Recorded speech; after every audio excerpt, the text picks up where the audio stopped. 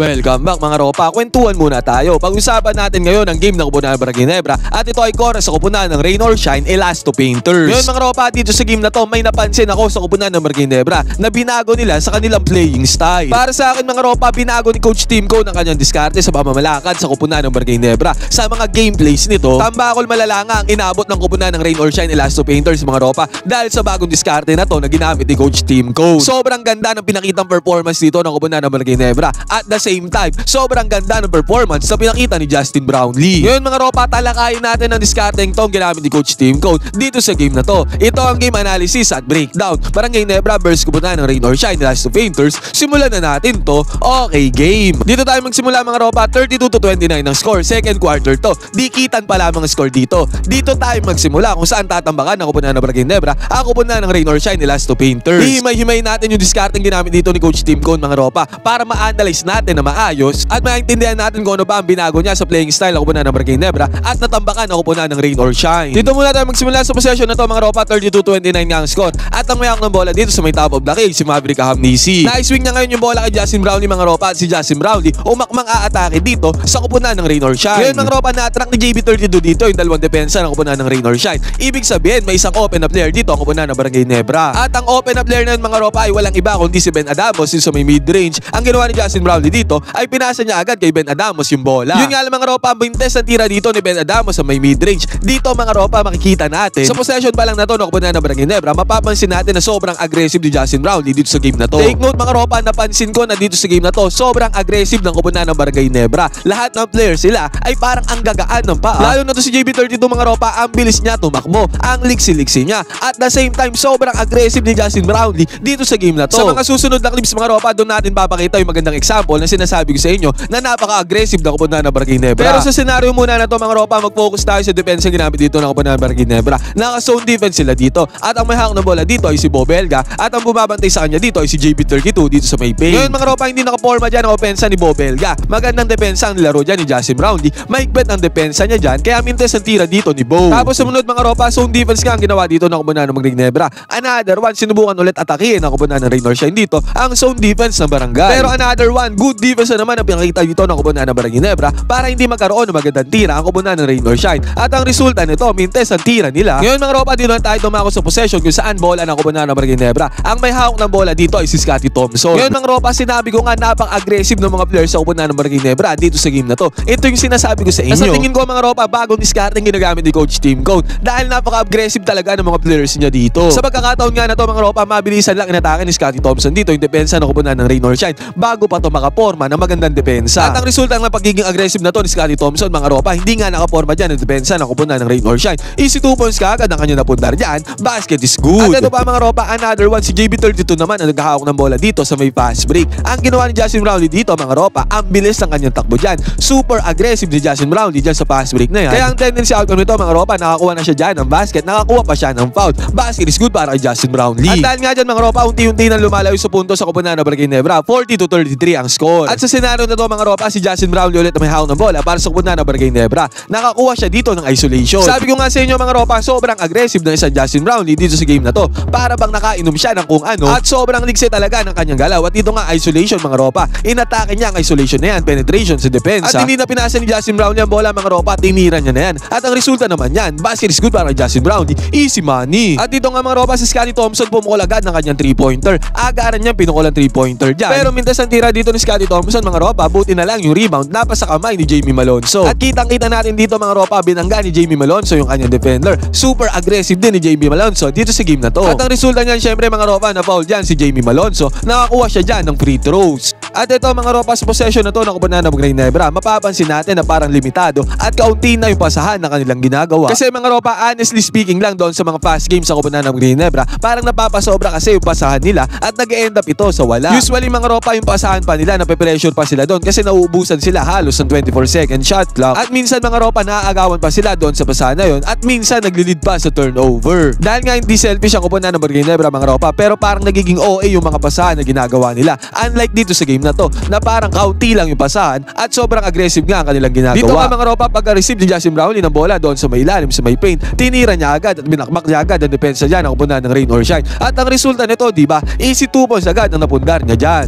Basket is good. At sa kabilang banda naman mga ropa, pumukol si Bo Belga dito sa may top of the key 3-pointer. Mintes ang kanyang tira dyan sa may 3-pointer. At ang score dito mga ropa, 44-35. Lamang na dyan ang Koponan ng Ginebra ng 11 points. At ito pa mga ropa, another one. Tingnan ulit natin dito. Si JB32 ang may hawak ng bola dito sa may ibabaw. Again, sabi ko nga sa inyo, napaka-aggressive ng Koponan ng Ginebra dito sa game na to. Nakakita din kasi ng mismatch niya si Justin Brownlee mga ropa, bumabantay sa kanya dyan sa may ibabaw ay si Bo Belga. Kaya ang ginawa ni Justin Brownlee dito mga ropa, inatake niya agad ang depensa ni Bo Belga. Sobrang bilis ang pagka-atake dyan ni Justin Brownlee. Sobrang aggressive. At ang resulta niyan mga ropa, dahil sa aggressiveness na yan ni Justin Brownlee, nakabingwit pa siya dyan ng foul kahit hindi niya naipasok yung bola. At ito pa mga ropa, another one possession ulit dito ng Koponan ng Ginebra. Pansinin natin dito yung shot clock. Halos wala pang 10 segundo dito yung nagagamit nila. Pero pansinin natin dito mga ropa, hindi OA yung pasahan dito ng Koponan ng Ginebra at binigay lang dito yung bola kay Jamie Malonzo. At ang ginawa lang ni Scottie Thompson dito mga ropa, kumat siya doon papunta sa may ring at precise na pasa dito ni Jamie Malonzo. At ang kinalabasan nito mga ropa, easy 2 points kaagad ang napunta ng Ginebra. Hindi nila pinakomplikado dito yung possession nila na kung saan hindi na nila kailangan mag-dribble, magpasahan at paikutin yung bola na minsan na nag-e-end up din naman sa wala.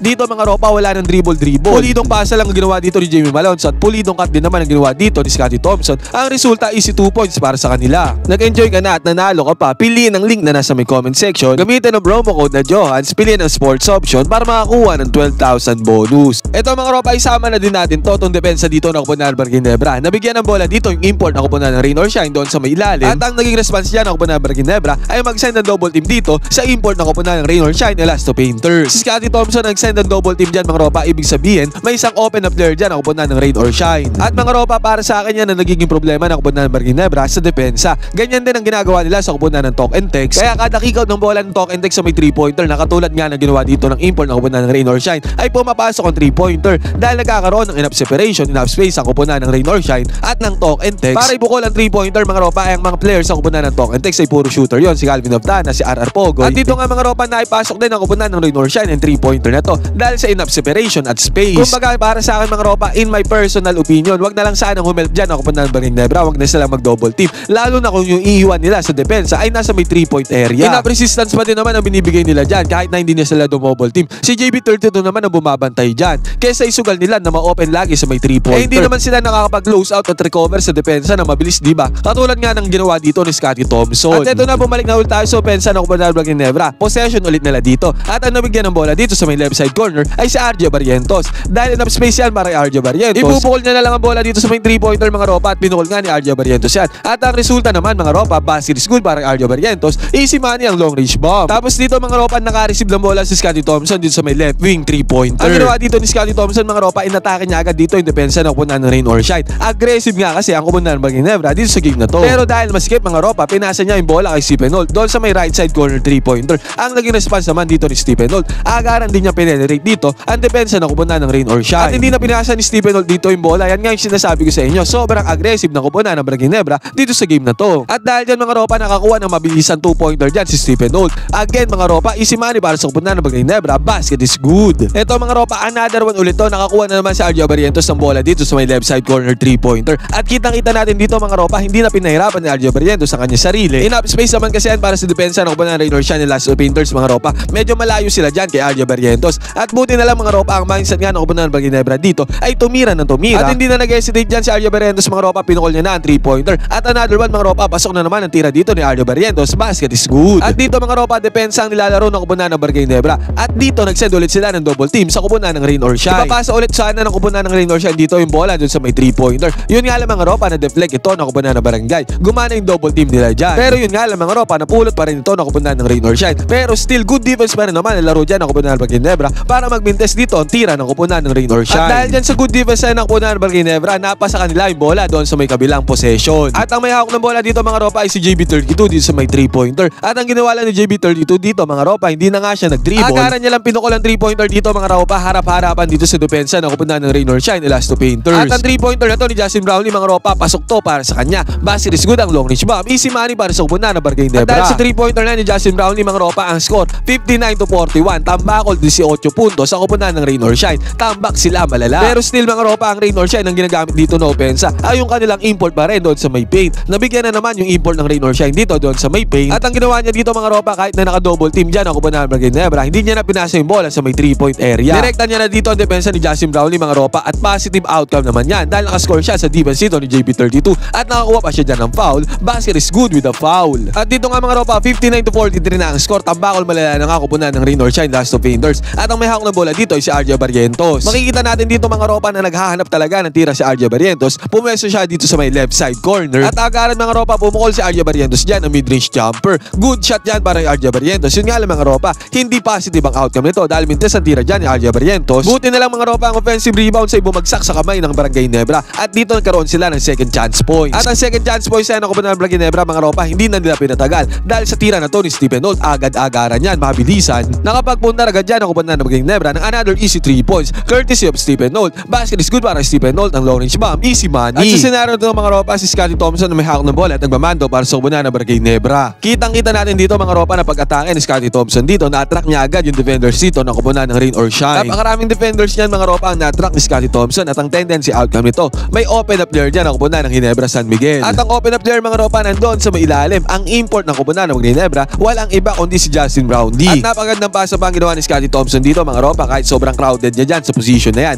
naipasa pa din niya ang bola dito kay JB32. At ang resulta nito mga ropa, slam dunk ang ginawa ni Justin Brownlee. Tuwang-tuwa dyan ng mga fans sa kubunan ng Barangay Nebra. Basket is good para kay JB32. At ang sumunod na play dito para sa kubunan ng Barangay Nebra mga ropa, si Scottie Thompson, nagkaroon ng isolation play dyan. Yun nga lang mintes ang tira dito ni Scottie. Pero buti na lang mga ropa, si Troy Rosario ay nandun sa ilalim para sa kubunan ng Barangay Nebra. Ang offensive rebound ay napasa sa kamay niya dyan. At eventually mga ropa, si Troy Rosario ay nasuklian dyan sa pagkakataon na yan dahil si RJ Barrientos ay nalocate ulit siya doon sa may ilalim. At ang gandang dukot ang ginawa dito ni Troy Rosario mga ropa para magkaroon siya ng easy 2 points. Basket is good ulit para sa kubunan ng Barangay Nebra. At dahil dyan mga ropa, ang first half ay nagtapos sa score na 66-45. Tambakol malala ang kubunan ng Rain or Shine dito. 21 points agad ang hawak na kalamangan ng kubunan ng Barangay Nebra dito pa lamang sa first half. Ngayon mga ropa, sobrang aggressive nga ng gameplay dito na ginawa ng kubunan ng Barangay Nebra at ni Coach Tim Code. Kung pinanood nyo ng buo yung game ng live, malalaman nyo na talagang sobrang aggressive ng kubunan ng Barangay Nebra dito sa game na to. Ngayon mga ropa, ang tanong, ito na ba ang bagong diskarte ni Coach Tim Code para sa kanyang kubunan na Ginebra? Ngayon mga ropa, pwede kayo mag-comment dyan ng inyong opinion sa may comment section dyan sa may baba. Magkwentuhan tayo.